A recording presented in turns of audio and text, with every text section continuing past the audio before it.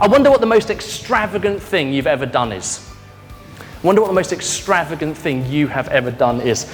As I was thinking about this, I remembered that lockdown was the season for extravagant purchases that people then regretted. Do you know what I mean? That seems to be what it was, wasn't it? People bought hot tubs, puppies, who knows what else, and then sort of promptly, I've seen quite a few people out dog walking with the puppy and say, I got it in lockdown.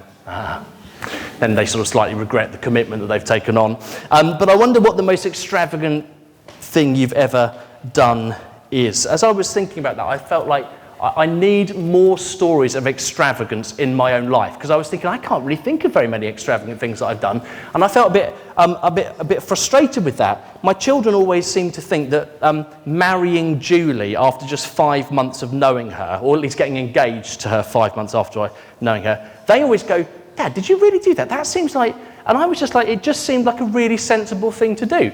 It doesn't seem very extravagant, but they seem to think that was quite an extravagant, spontaneous moment in my life. I went out for dinner the other day with some friends. We were celebrating someone's 40th birthday, and there was a glass of whiskey on the menu, on the drinks menu, for £200 for a shot of whiskey. Now, obviously, I didn't buy it, but then as I was preparing the sermon, I sort of thought, wish I had done, because it would have been a great story to speak of a moment of ridiculous extravagance. But there we go, £200 for a shot of whiskey. That would have been an extravagant purchase. But I wonder if you have a story of a moment of extravagance, maybe a wild night that started in Grimsby, ended in Las Vegas or something like that. I don't know whether you have anything like that. But this story is a story actually of wild extravagance. It really is, because this woman, she breaks perfume over Jesus' head that would have been worth a year's wages. I mean, that is extravagant. It really is. And Jesus honours her so much. At the end of this story, I love what he says. He says, truly I tell you, wherever the gospel is preached throughout the world, what she has done will also be told in memory of her. And here we are, 2,000 years later, still telling the story of what she did. It was such a moment of extravagance. Why did Jesus honour her so much? Well, I think it's because she really got what it was to worship. In John's Gospel, Jesus says that the Lord seeks worshippers. And I think this woman really knew what it was to worship.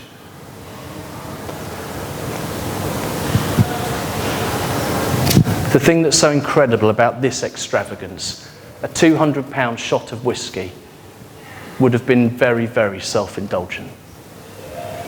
The thing that's so remarkable about the extravagance in this story is that it is completely sacrificial.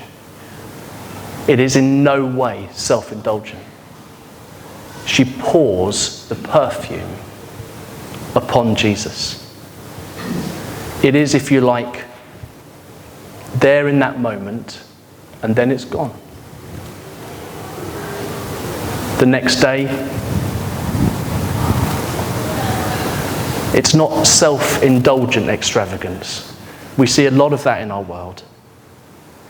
But this was sacrificial extravagance on behalf of somebody else. And Jesus honours her in the most remarkable way. And I think it's because she really knew what it was to worship.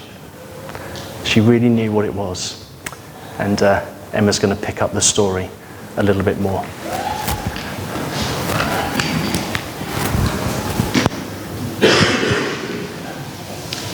Yeah, the woman in this story went to such lengths to worship Jesus. She sacrificed a lot. She devoted herself to him. She was questioned by those around her, and her worship was intuitive and almost prophetic. And that's quite a lot going on in quite a short passage. Now, since it's Mother's Day, I don't feel like I can go through the day without mentioning someone quite famous, good old Mother Teresa. I recently found out that Mother Teresa, when they got shoes donated to the orphanage, she would choose the last pair of shoes. All the other children would choose their shoes first. They'd get the right size, the ones they liked, the ones in their favorite color, and she would take the very last pair, whether they were the right size or not. Quite often she would have worn shoes that were far too big or shoes that were far too small. I'm impressed she didn't spend a lot of time in hospital with broken arms and legs. But she sacrificed a heck of a lot. And so did the woman in this story. The perfume that she poured over Jesus' head was worth a year's wages. Now, the average yearly wage in the UK last year was £25,971. Could you imagine owning a perfume that was worth that much? Like, that's ridiculous. I would never use this perfume unless, like, I was meeting the Queen. And even then, I'd only use, like, one spray and you wouldn't even be able to smell it because I just wouldn't want it to run out. It was worth so much that I'd want to keep it forever. But this woman sacrificed this perfume. She didn't mind how much it cost. She knew that Jesus was worth the money that it cost. So she broke it over his head. And not only did she sacrifice the money and the perfume, she sacrificed herself. In Romans, Paul says that we should offer our bodies as a living sacrifice. This woman sacrificed her dignity. She came in and she created this huge scene. They were all just having a nice little dinner. She waltzes in and is like, hey, Jesus, I'm going to pour some perfume over your head. Great. And like everyone's just sort of sat there like, what's happening? And in John, actually, there's a story very similar. It's thought that they might be the same story. And she wipes her hair over his feet. Like, that's really weird. Like, if I were to do that to someone in this room right now, I think everyone would just look at me a bit like, are you okay? She created a scene. She sacrificed her dignity, all because she was devoted to worship Jesus. The sacrifices that she made almost seemed insignificant compared to what she was doing it for. The sacrifices she made were huge, but to her they were tiny because she was so devoted to worship Jesus in that moment. And the thing with a sacrificial and devotional worship to Jesus is that it will never be understood by the rest of the world. I'm stood here saying it was a weird thing that she did. Like, I thought she was crazy to do that. Like, I don't understand the lengths that she went to. I don't understand why she did that. Sacrificial and devoted worship will never be understood by the rest of the world. I've got a friend who has recently just moved to Cornwall after a holiday that her and her family went on. Her and her husband came back and felt like they were being called to live in Cornwall. So they went back to Birmingham, they sold their house, they left their family, they gave up their jobs, they bought a van, and they moved to Cornwall.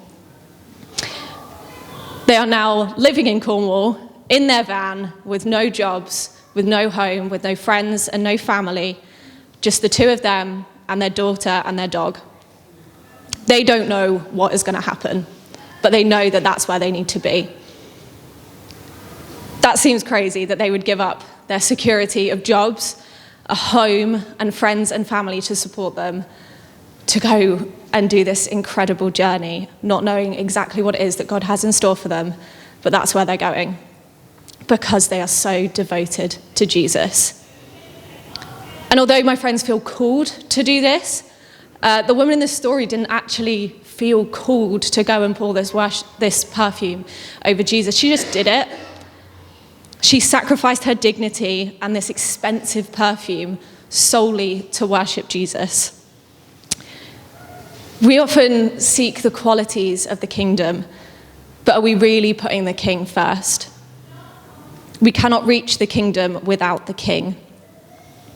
When Jesus said, "The poor you will always have with you, and you can help them anytime you want, but you will not always have me. He's saying that worshipping him should always be put first. We will always be able to help others, but we should do so coming out of worshipping God. The more we love God, the more effectively we will love others. And the woman in this story is showing us just how we should be doing this, the kind of worship that we should be devoting our lives to in Jesus.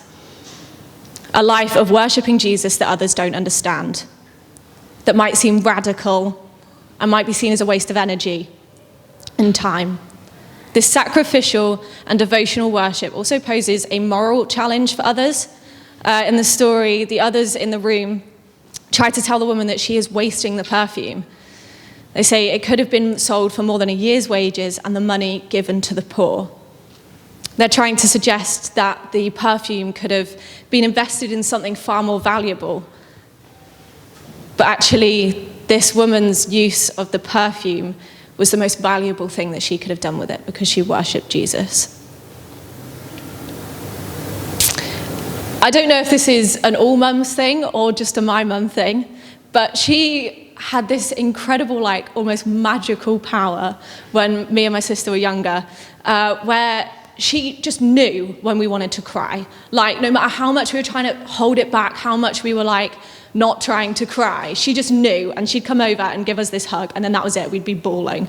It was quite annoying actually, but no, she made us feel safe enough to cry. And in this passage, Jesus says, she did what she could. She poured the perfume on my body beforehand to prepare for my burial.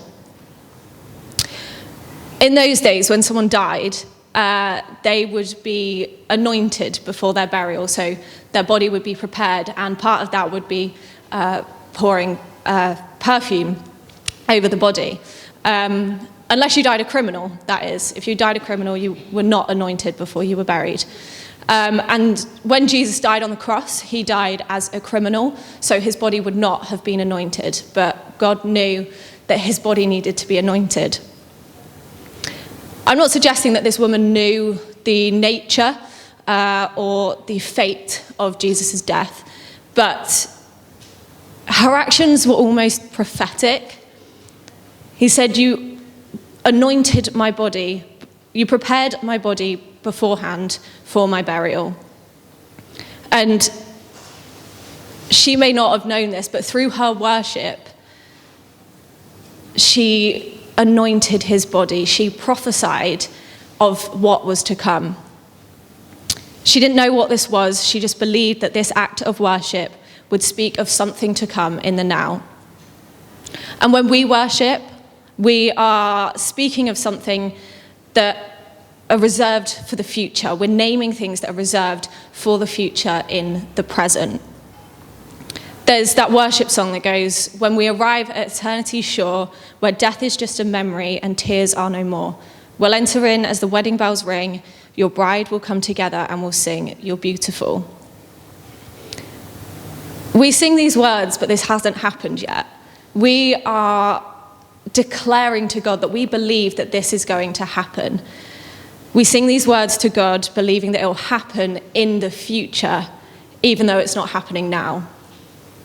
Worship accepts the reality of our situation now, even though it's not happening now. And it lifts our eyes to a hope in Jesus. To worship Jesus fully is to radically devote our lives to him, sacrificing ourselves and speaking of our hope for the future, no matter how much of a scene you might make doing it or how little it makes sense to the rest of the world. We are called to radically worship